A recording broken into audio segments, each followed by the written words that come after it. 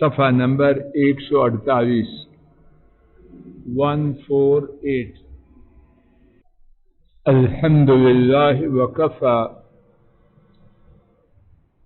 وسلام علی عبادہ الذین اصطفی۔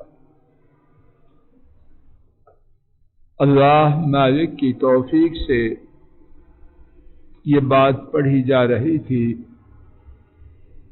کہ ہمارے نبی کریم صلی اللہ علیہ وسلم اپنی بیٹیوں سے شدید تعلق کے باوجود اور ان کی وجہ سے شدید غم کے باوجود ان کی تجہیز اور ان کی تکفین کا بندوبست کرنے کا اہتمام فرماتے۔ اسی بارے میں آج ہمارے ساتھ تیسرا واقعہ صفحہ نمبر 148 پر ایک بیٹی کی قبر کے کنارے بیٹھے دوسری بیٹی کے آنسو پوچھنا۔ امام احمد رحمہ اللہ نے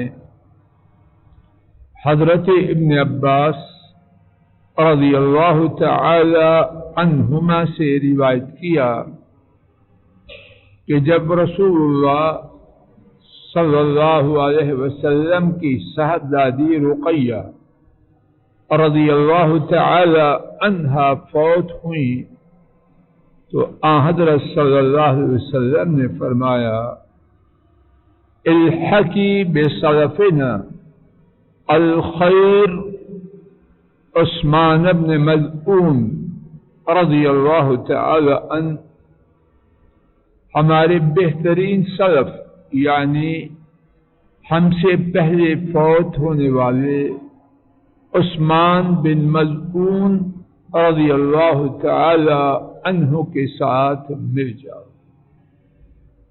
انہوں نے بیان کیا عورتیں رونے لگی تو عمر رضی اللہ تعالی عنہ سے عمر رضی اللہ تعالی عنہ نے انہیں اپنی چھڑی سے مارنا شروع کیا۔ اس پر نبی کریم صلی اللہ علیہ وسلم نے عمر رضی اللہ عنہ سے فرمایا دعہن یبقین، انہیں رونے دیجئے، وَإِيَّاكُنْ وَنَعِيكَ الشَّيْطَانِ، اور اے عورتوں شیطان کی چیخ و پکار سے اجتناب کرنا۔ پھر رسول اللہ صلی اللہ علیہ وسلم نے فرمایا مَهْمَا يَكُمْ مِنَ الْقَلْبِ وَالْعَيْنِ فَمِنَ اللَّهِ، جو کچھ دل اور آنکھ سے ہو وہ اللہ تعالیٰ کی جانب سے ہے۔ دل میں غم کا ہونا، آنکھوں سے آنسوؤں کا بہنا، یہ اللہ کی طرف سے ہے۔ والرحمہ، اور اس کا سبب شفقت اور رحمت ہے جو اس دل والے اور آنکھوں والے کے لیے اللہ نے رکھی ہے۔ وَمَهْمَا كَانَ مِنَ الْيَدِ وَاللِّسَانِ فَمِنَ الشَّيْطَانِ، اور جو کارروائی ہاتھ یا زبان سے ہو وہ شیطان کی جانب سے ہے۔ اللہ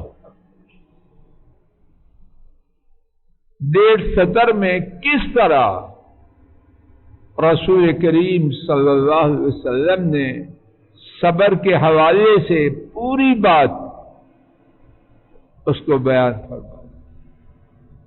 پھر سماعت فرمائیے، عظیم الشان قاعدہ ہے اور سارے کا سارا 1.5 سطر میں پڑھے لکھے لوگ خوب اچھی طرح اس سے آگاہ ہیں اور ان کو تجربہ بھی ہے۔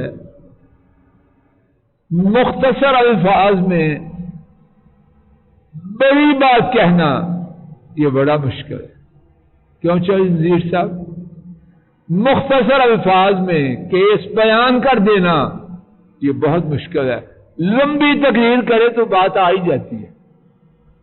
تو 1.5 سطر میں کس طرح اللہ اکبر قربان جائیں اس بولنے والے. دل چاہتا ہے بار بار دہراتے. جو کچھ آنکھ سے اور دل سے ہے وہ اللہ کی جانب سے اور رحمت کی وجہ سے، اور جو ہاتھ اور زبان سے ہے وہ شیطان کی وجہ سے. سبحان اللہ. وقاد رسول اللہ صلی اللہ علیہ وسلم علی شفیر القلب، اور رسول کریم صلی اللہ علیہ وسلم قبر کے کنارے پر تشریف فرما ہوئے.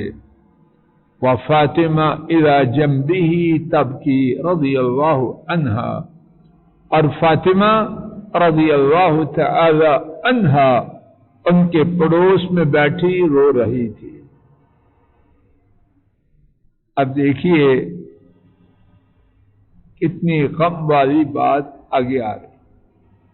فجعل النبی صلی اللہ علیہ وسلم یمسح عین فاطمہ، نبی کریم صلی اللہ علیہ وسلم فاطمہ کی آنکھ کو صاف کر رہے ہیں، آنسو پوچھ رہے ہیں. بثوبہ، اپنے کپڑے کے ساتھ.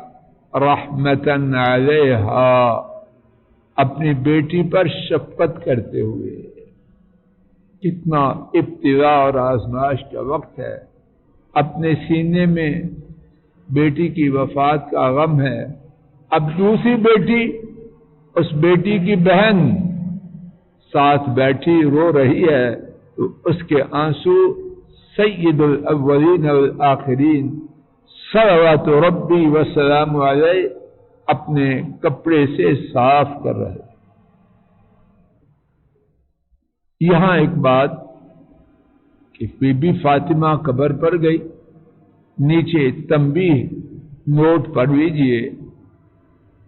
حضرت فاطمہ رضی اللہ عنہا کا قبر کی موجودگی، اس کے متعلق شیخ احمد شاکر بہت بڑے مصری محدث ہیں، فوت ہو چکے ہیں. انہوں نے لکھا فالظاہر ان هذا كان قبل النهي عن زیارت النساء. ظاہر یہ ہوتا ہے کہ بی بی فاطمہ کا وہاں قبر پر بیٹھنا عورتوں کو قبروں کی زیارت سے منع کرنے سے پہلے کا تھا. لأن عثمان بن مظعون رضی اللہ عنہ مات عقب غزوۃ بدر سنۃ 2 من الحجرہ. کیوں کہ عثمان بن مظعون رضی اللہ تعالی عنہ کی وفات غزوہ بدر جو 2 ہجری میں تھا اس کے متصل بعد ہوئی، اور یہ بیٹی رقیہ ان کی وفات عثمان کے ملحق بعد ہوئی. تو ان کا مقصد یہ ہے کہ یہ تب کی بات تھی جب ابھی تک عورتوں کا قبروں پر جانا ممنوع نہ تھا. اب صحیح بات یہ ہے کہ عورتوں کا قبرستان جانا اس کی ممانعت ہے، اور اس میں خیر عورتوں کے لیے ہے.